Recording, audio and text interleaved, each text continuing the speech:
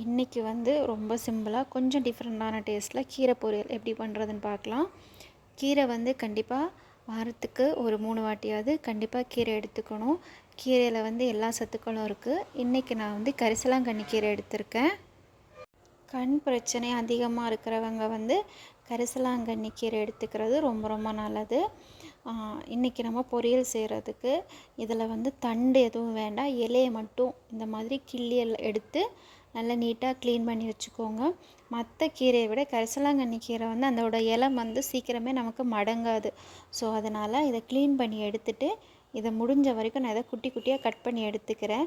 நீங்கள் இதை வேக வைக்கும்போது கூட இந்த கீரை அவ்வளோ சீக்கிரமாக சுருண்டு வராது, கொஞ்சம் மொடன்னு தான் இருக்கும். அதே மாதிரி இதில் வந்து நல்லா கெட்டியாக பருப்பு குழம்பு வைக்கும்போதும் சரி இந்த கீரை ரொம்ப டேஸ்ட்டாக இருக்கும். இன்றைக்கி நம்ம இதில் வந்து கொஞ்சம் டிஃப்ரெண்ட்டான டேஸ்ட்டில் வந்து பொரியல் எப்படி பண்ணுறதுன்னு பார்க்கலாம்.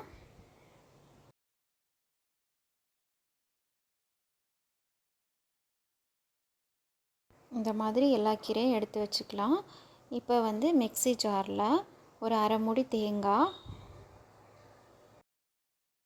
2 வரமிளகா, ஒரு 4 பல் பூண்டு, ஒரு 1/4 டீஸ்பூன் சீரகம், கொஞ்சமாக மஞ்சத்தூள் இதெல்லாம் மிக்சியில் சேர்த்துட்டு கொஞ்சம் கொரப்பாக இதை அரைச்சி எடுத்து வச்சுக்கோங்க.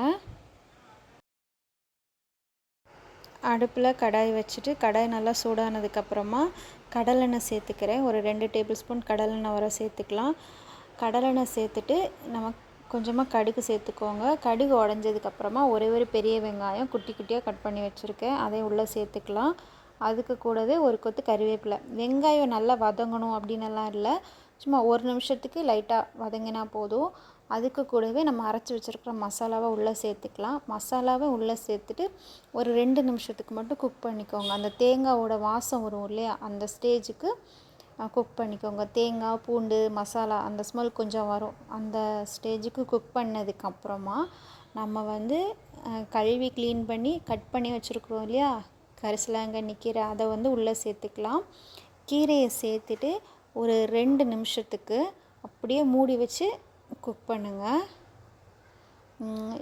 எப்போவுமே நம்ம கீரை உள்ளே போட்டோன்னா கையை வச்சு ஃபுல்லாக கலந்து விடுவோம். அந்த மாதிரி பண்ணாமல் இந்த மாதிரி ஒரு 2 நிமிஷத்துக்கு மூடி போட்டு குக் பண்ணுங்கள்.